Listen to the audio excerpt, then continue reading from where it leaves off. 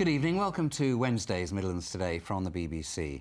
Tonight, a surge in demand for free food from parents struggling to feed their children.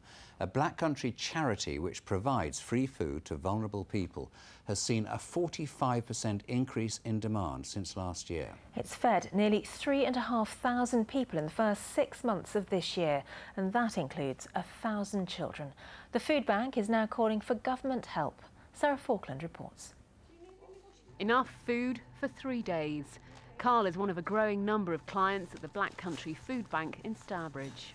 2010, we fed 5,324 people. However, this year, first 6 months of this year, we've already fed 3,300, of which 1,100 are children. More and more families are relying on the food bank to survive.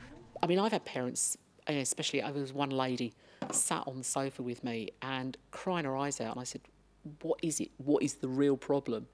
And she said, it's the school holidays. They're going to eat me out of house and home. Staff noticed a seasonal blip in demand of 28%, which coincided with families losing free school meals. More than 40,000 under 16-year-olds across the Black Country are fed for free during term time. Tom is unemployed and living hand to mouth. I was more scared than anything because I'm not a person that I'd usually ask for help, but a food bank kind of put that confidence into me because I grew up in care, so I found it hard to trust people, and a food bank kind of put that trust back into you. You can only have a pack like this on 3 occasions because the ethos behind the food bank is that it's help in times of crisis. Candy and Matthew weren't aware of the 3-pack limit. How do you think you manage after that? You'll be struggling anyway. Yeah. Just living from day to day, really, isn't it? That's all you can do.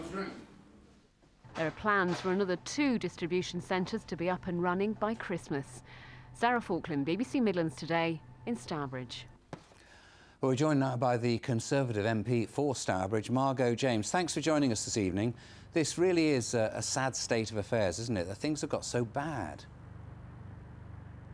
Yes, I quite agree, of course, Nick. It is terrible to think that people are needing help with food, a basic essential, in this day and age. In fact, the food bank has been running for a few years now, and they do a marvellous job. But as you say, it is very sad that people need the service. I mean, the figures are astonishing. Shouldn't the government be concerned that people are having to rely on charity for something as essential as food? Well, I quite agree with you. I think the government are trying to do everything possible to support people who are either out of work or on low pay. In what way? On a low income. Well, you know, we've exempted low-pay people from the public sector pay freeze. We've increased tax allowances so that nearly 1 million people have come out of the tax system altogether. And in Stourbridge here, we come under Dudley Local Authority, and Dudley are helping people stay in their homes, you know, be they tenants or homeowners, through a mortgage arrears support service and a tenancy sustainment initiative, it's called. I still get the feeling that thousands of people are falling by the wayside. I mean, who's going to rescue them? Well, I do agree that, you know, there are people on the margins of society, and we are very fortunate in the Black Country, having a very strong voluntary sector, as witnessed by the food bank. And I think that what the government's trying to do through the Big Society Bank and the Big Society Initiative is to support the local voluntary organisations as much as we possibly can. There really is something very wrong somewhere, though, isn't it? It's like the third world.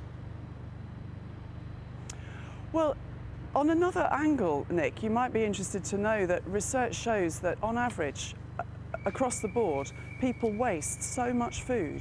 Obviously not the people we're talking about, but in general, it's found that if people stopped wasting the food that they purchased, the average family of 4 would save £50 a month. There is a huge amount of waste that goes on in our society, and perhaps we should look to that as well as supporting the initiatives like the food bank. I agree it's terrible that people should need food as charity, But the point of our social services support is to remove that need, and I think in most cases, local government does achieve that aim. But obviously, as you say, there are too many people who do fall by the wayside. OK, Margot James, thanks for joining us. Well, good to have you with us.